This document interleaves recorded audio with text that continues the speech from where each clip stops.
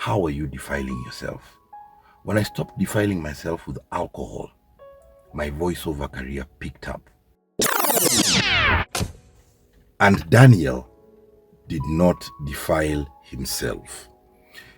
I've been really thinking about that statement because I've been doing Bible study and we're reading Daniel right now. And it's very interesting how Daniel had so much confidence. He said no to the king's food, the king's wine.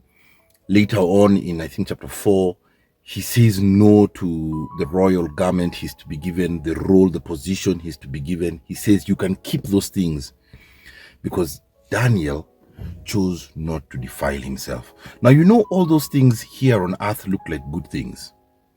The positions he was being offered, being third in power. All those things look like good things. But Daniel was so spiritually woke that all those things he knew defiled him. When he was in the king's palace and he said no to the king's food and he just drank water and they had vegetables, Daniel also knew that there's a reward for that. When you choose not to defile yourself, you get something else. When you choose not to defile yourself, God rewards you with something else. You choose things that are not earthly, and God gives you things that are spiritual. And you can see in chapter 1, verse 17, it says, to these 4 young men, God gave knowledge and understanding of all kinds of literature and learning. And Daniel could understand visions and dreams of all kinds. How are you defiling yourself?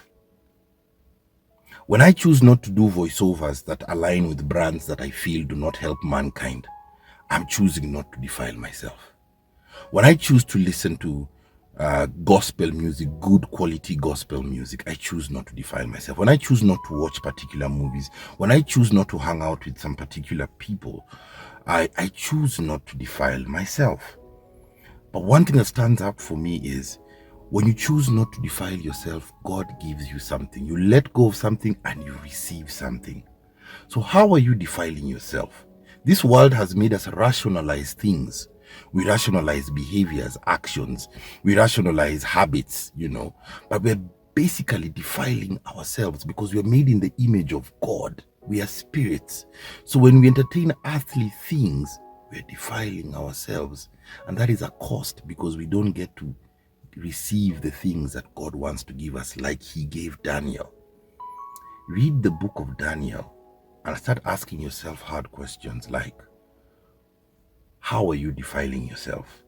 When I stopped defiling myself with alcohol, my voiceover career picked up. When I stopped defiling myself with alcohol, pornography, and all those things, God has opened so many other doors for me. How are you defiling yourself? Think about that as you go through the weekend. It's your Coach D, man.